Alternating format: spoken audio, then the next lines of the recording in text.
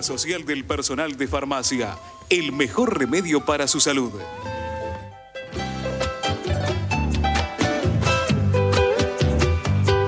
Bueno, y ahora sí comenzamos la segunda parte del programa hablando de salud. Nos acompaña la doctora Florencia Rondinone, que es farmacéutica. Y bueno, vamos a hablar de enfermedades transmisibles, ¿no es cierto? Enfermedades crónicas no transmisibles. No transmisibles. Sí. Enfermedades crónicas sería la hipertensión, ¿no es cierto? Una de ellas. Hipertensión arterial, dislipemias, sí. O sea, ya sea colesterol o triglicéridos elevados, y obesidad. Esas son las principales. Después también se engloban en ellas diabetes, enfermedades pulmonares, pero las más importantes porque causan mayor mortalidad son las primeras 4. O sea, tienen un índice de mortalidad alto, no son transmisibles y tienen la característica de la cronicidad. Claro, crónicas, o sea que se mantienen a lo largo del tiempo. Bien. Y no transmisibles, que las personas las padecen, pero no contagian a otras personas, ni animales, ni a ningún ser vivo. Bien, vamos a hablar, por ejemplo, primero hipertensión. ¿Sí? ¿Puedo ser hipertenso y no saberlo? Sí. Uno, justamente, la hipertensión te diría cualquiera para descontracturar la nota. ¿Cuándo, dónde, cómo y por qué? A ver, decime un poco más. Justamente se lo llama el asesino silencioso. Sí. Porque una persona puede tener valores muy elevados de tensión arterial y no darse cuenta. El organismo por ahí muchas veces se acostumbra a esos valores altos de tensión arterial y no los registra. ¿Y eso qué te hace? ¿Te va dañando las arterias de todo el organismo? Eso, el mayor riesgo de la hipertensión arterial no tratada es el riesgo de un ACV, un accidente cerebrovascular. Y además, muchas veces los síntomas de tener tensión arterial elevada o baja son los mismos.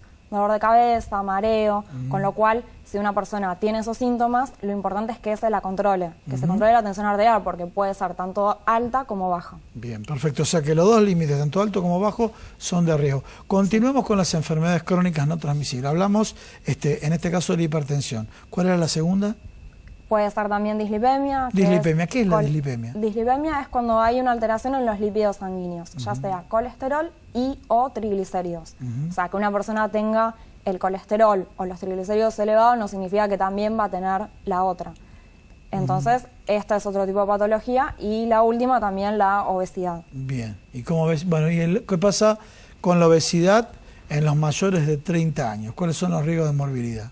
La obesidad también sí es muy peligrosa, sobre todo para eventos cardiovasculares. Perfecto. Bueno, vamos ahora específicamente los tratamientos de las enfermedades, ¿no es cierto? Y lo que ustedes llaman la adherencia a los tratamientos. Contame un poco. Sí, la adherencia significa cumplir, ya sea tanto con el tratamiento farmacológico como no farmacológico. O sea, tomar medicación y cambios en el estilo de vida. En este tipo de patologías, el tratamiento no farmacológico consiste en actividad física, en tratar en lo posible de no consumir alcohol o reducir la ingesta al mínimo posible. El tema del cigarrillo, tratar de evitarlo y hacer actividad física. Cuando vos decís tratar de evitar el cigarrillo, siempre alguno te va a decir, mira, yo fumo 2 puchitos por día, y bueno, ¿cuál es el consejo que ustedes dan? Tratar de disminuirlo progresivamente y eliminarlo por completo. Incluso hoy en día hay muchas terapias para tratar de abandonar el cigarrillo. Vi que en el sector farmacéutico existe el tema de los parches. Contame un poquito qué productos hay. Sí, los parches que contienen nicotina, entonces van liberando una cierta cantidad a lo largo del tiempo y eso aliviaría la necesidad que siente la persona de consumir. Y también hay algunos comprimidos de algunas marcas que también se utilizan como terapia para ir dejando el cigarrillo. Bien, hablamos de alcoholismo, cigarrillo, los hábitos buenos, saludables en las comidas que hacen, por ejemplo, uno de los que a nosotros nos enseñan principalmente es el abuso de la sal. ¿El argentino es abusador de la cantidad de sal en la comida? Sí, incluso uno muchas veces por ahí va a comer y presta atención a otras mesas y la gente, sin probar la comida, ya le está poniendo sal. Le está poniendo sal. Sí, incluso también a veces recomiendan condimentar una vez que ya la preparación está lista, para tratar de evitar el exceso de sal. A los argentinos que nos gusta el asado y demás, o sea, para seguir tu recomendación sería, bueno, hagan el asado sin sal, porque siempre el protocolo es le colocan sal gruesa, algunos le colocan una barbaridad, ¿sí? Y que cada uno le coloque sal a su gusto. ¿Eso sería una medida saludable? Sí. ¿Sí? Sí, porque así se evita, aparte no todos tenemos el mismo paladar, por ahí No, eso está clarísimo. Del lado gastronómico está clarísimo, pero principalmente estamos haciendo un abordaje del lado de la salud, ¿no? Cuando vos hablas de principalmente la hipertensión, ¿no? Hay mucha gente que tiene una comida ordenada y de pronto resulta ser hipertenso. ¿Hay un componente genético? Sí, también la edad. A medida que las personas, con los años, las paredes de las arterias se van endureciendo, eso puede llevar a que aumente la tensión arterial.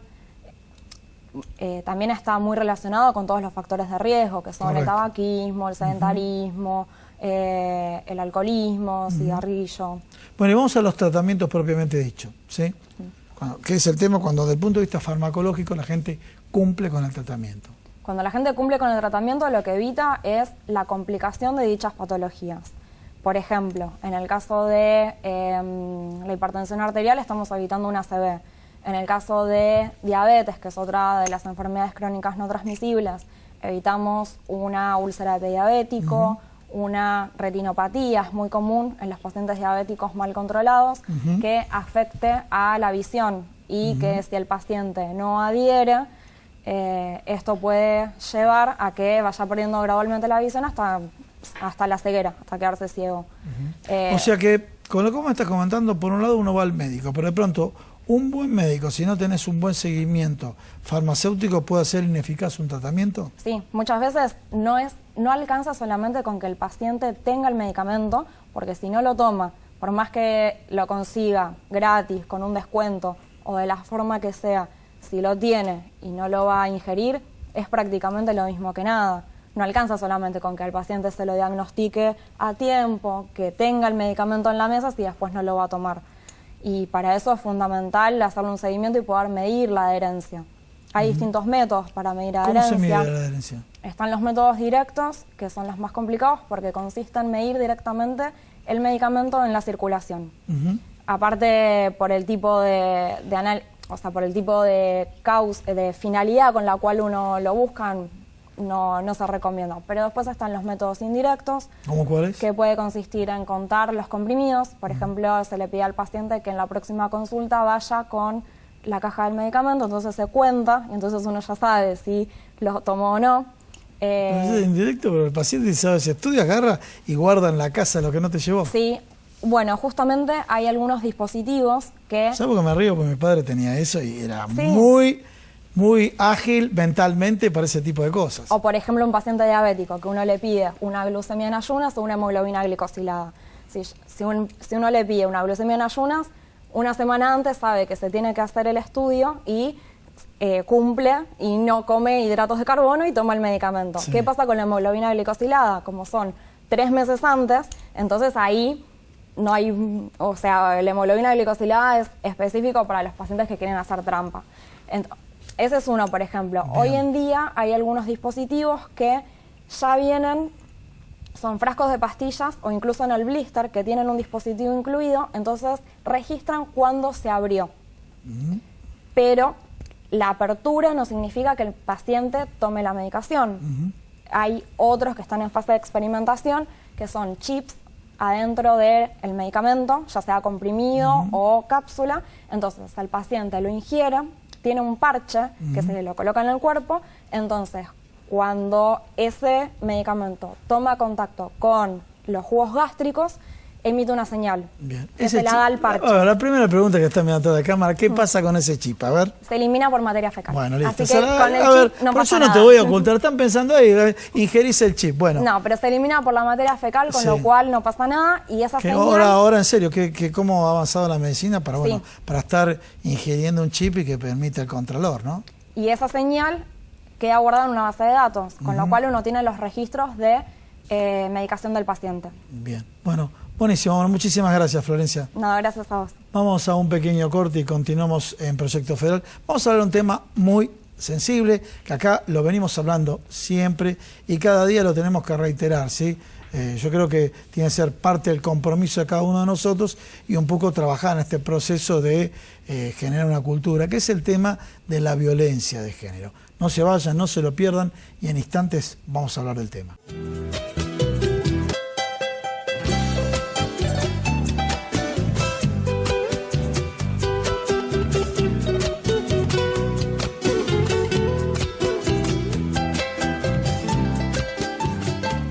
Bueno, estamos cerrando el programa, estamos con Vanessa Vázquez Lava, directora del programa contra la violencia de género de la Universidad de San Martín. Bueno, muchas gracias por estar en el programa.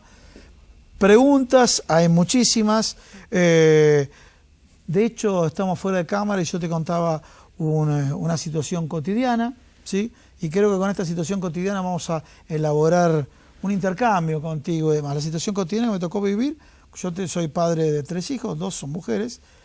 A veces uno dice, bueno, está más o menos comprometido porque tiene hijas mujeres, pero en definitiva uno está comprometido. A tal punto que estaba con mi hija en un aeropuerto y veía a otro padre que le decía a su nenita, era muy chiquita, te voy a partir la nariz si no haces tal cosa. O sea, la medida para sancionar a la nena le decía, tendría 6, 7 años, te voy a partir la nariz. Eso puede ser, a ver, obviamente sabemos muy bien que es la forma con que lo dijo la violencia verbal. Puede ser también, me lo vas a corregir vos, si es violencia psicológica y hasta qué punto ese entorno puede estar de alguna manera embebido de violencia física. Bien, varias cuestiones, ¿no? Sí. de ese episodio que es interesante para analizar porque se entrecruzan, como te decía, varios factores.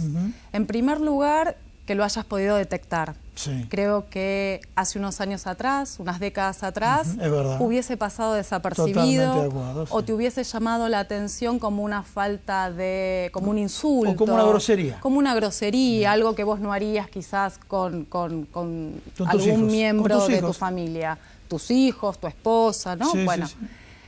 hoy te llama, tenés una alarma y eso es producto de cómo se está sensibilizando la sociedad vinculado, bueno, a las movilizaciones sociales, a cómo va avanzando el tema en cuanto a los estudios que se están haciendo y a los programas y dispositivos que se están llevando adelante ya hace unos años a partir de la ley que tenemos, la 26.485, que es una ley integral que protege a las mujeres de las situaciones de violencia de género. Entonces, este es un panorama en el que, bueno, aparecen estas alarmas. Eso por un lado.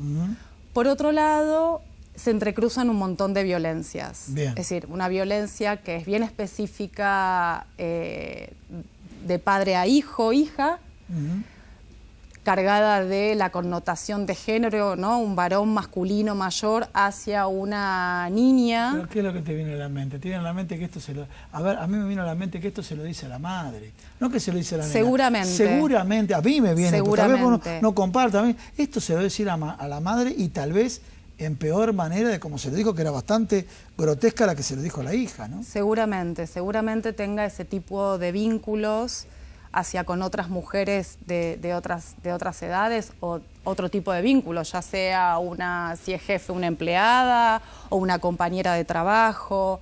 Estas son prácticas que se van adquiriendo y que, digamos, ese concepto que usa mucho el feminismo, que es el patriarcado, ¿no? Una cultura machista, misógina, que desvaloriza a las mujeres. ¿Patriarcado es lo mismo que machista? A ver, patriarcado es un concepto político que utiliza el movimiento de mujeres y feministas para definir prácticas políticas, cotidianas, personales y económicas por parte de los varones en detrimento de las mujeres. El machismo es un término más cultural, ¿no? También muy vinculado a formas de actuar, denigrar.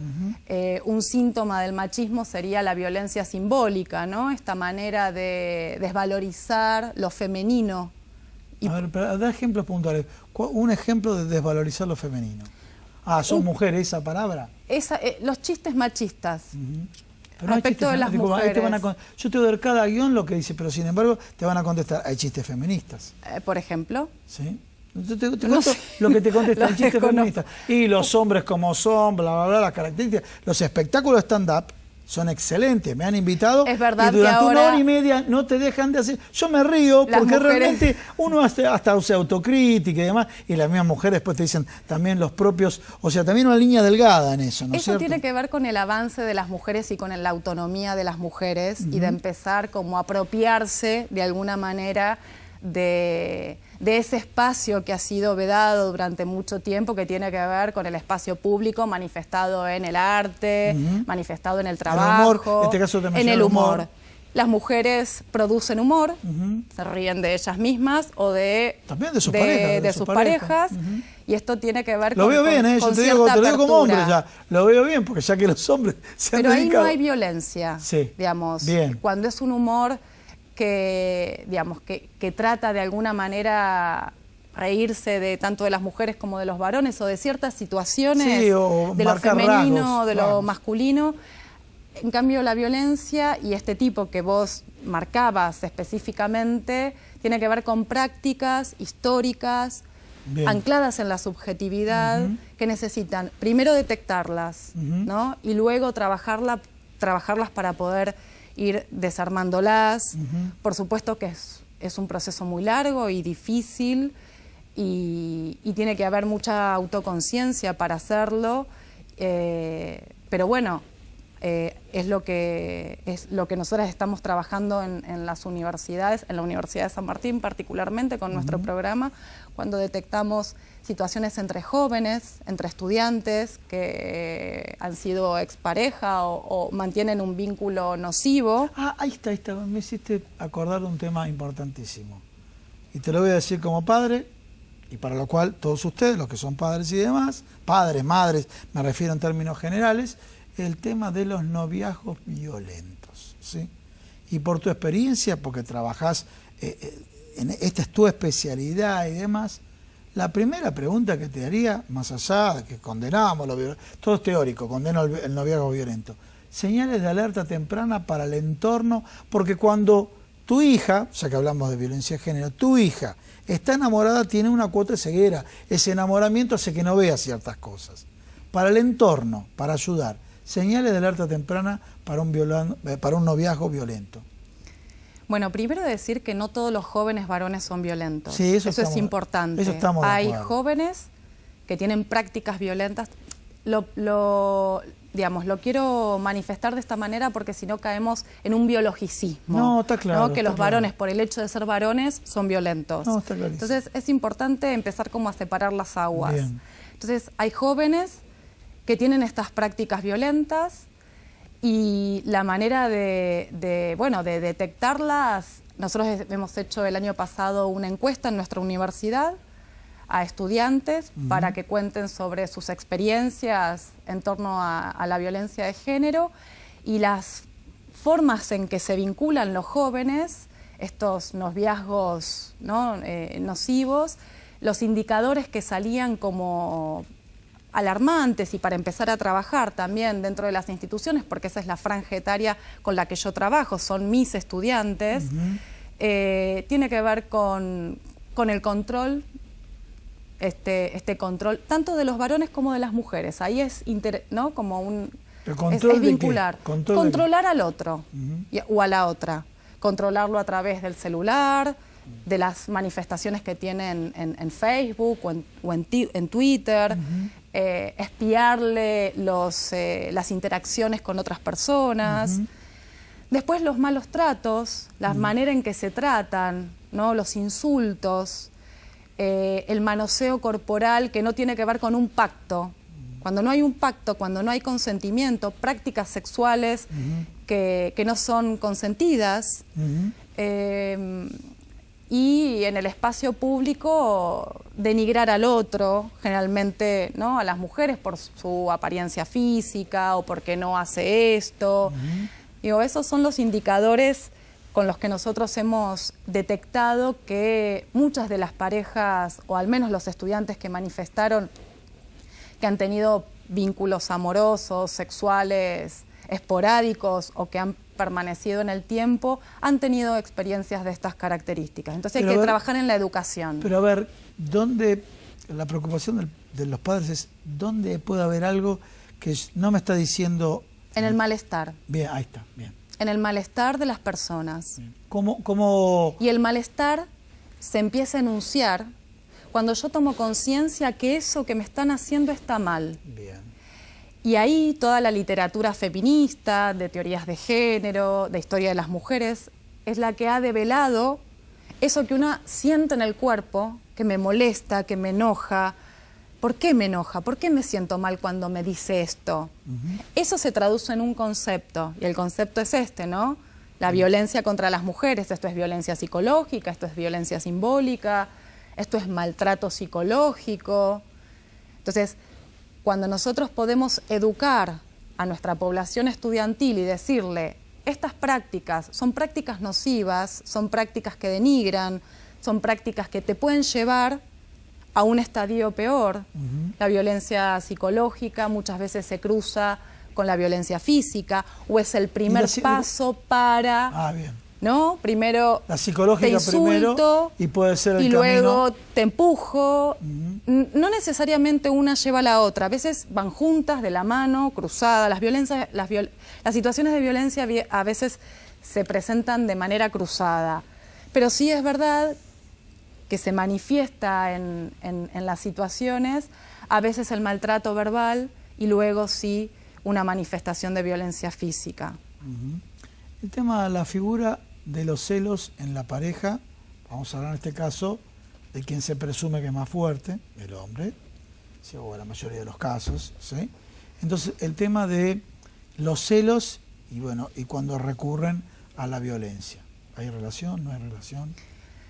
Los celos es una manifestación del amor. Sí, es natural, es natural. No sé si natural, nos vinculamos de esa manera. Bueno, hay una señal de... En la sociedad occidental, sí, el amor está muy vinculado con el control, con la propiedad privada. No, pero discúlpame, vamos despacito. A ver, un hecho cotidiano, tenemos que mencionar hechos cotidianos. Vamos a cambiar los roles. A la mujer le molesta cuando otra mujer se acerca a su pareja. ¿Sí? Se acerca a su pareja. Después vendrá la discusión o no de la pareja, que no es el motivo de esta charla. La verdad que era una cuestión sociable, era una cuestión de amistad, no era un levante. Le da celos. Sí, pero le genera esa situación. Después está el caso del hombre cuando ya empezamos a hablar que puede llegar a la violencia física. Bueno, ¿dónde está el tema de los límites ahí? ¿Hasta cuándo es una señal de interés de uno hacia el otro? ¿Sí? ¿Y hasta cuándo es una situación que puede transformarse en enfermiza y llegar a la violencia física? Y ahí tiene que ver con las personalidades. El amor, dado en nuestra sociedad occidental, plantea la monogamia, ¿no? El casamiento para toda la vida, plantea la propiedad del otro. Es decir, sos mío o sos mía para toda la vida. Entonces, ¿el casamiento ya es una relación de propiedad? Sí, de ambos lados, ¿no? Y sí, es un título de propiedad. Y sí, de alguna manera, digamos, son mis hijos, cuando uno lo verbaliza, mis hijos, obvio. Mi mujer. Sí. También dice mi marido, disculpame. Mi marido. Tengo que ser, o sea, no quiero ser demagogo. Defiendo la causa, pero no quiero ser demagogo. También dice mi marido, ¿no? Bueno, habla de que esa persona me pertenece. Algunos dicen... Mi marido que inútil, ¿no? Pero bueno, claro, ese calificativo ya es otra cuestión. Ya entra en otro proceso. Pero habla de que esa persona me pertenece. Entonces, esa subjetividad que se construye en ese vínculo es a partir de la propiedad. Entonces, cualquier acercamiento, cualquier cosa que ponga en peligro ese vínculo, que para mí es esa representación que yo tengo, que es para toda la vida... bueno, me genera inseguridad y por lo tanto voy a celar a cualquier manifestación que me genere esa inseguridad. Aquí el tema, hay que trabajar los vínculos de manera más solidaria, de manera más abierta, no pensar los vínculos eternos, que pueden ser vínculos que se pueden cortar en el tiempo, y que pueden suceder múltiples situaciones y que uno puede reconfigurar ese vínculo y con esa persona a la que le tuvo un sentimiento sexoafectivo, amoroso, puede después tener una amistad a posteriori. Utilizaste una palabra que es para otro programa, ¿sí? Un vínculo sexoafectivo, ¿no es cierto? Sí, que a veces no es un vínculo de pareja, sino es sexual, es esporádico y que puede durar en el tiempo, pero los jóvenes se vinculan hoy así, que pueden mantener un vínculo sexual a lo largo del tiempo, pero no hay un compromiso de pareja. De las partes. Entonces... Bueno, estamos hablando del programa. ¿Algún cierre, alguna palabra, alguna recomendación? Bueno, hablar del programa contra la violencia de género que estoy dirigiendo en la Universidad de San Martín ya hace 3 años, en el que trabajamos en detectar las situaciones de violencia que existen dentro de la universidad y también trabajamos con los casos que están fuera de la universidad. Y estamos focalizando fuertemente, a partir de esta encuesta que hicimos el año pasado, en la educación.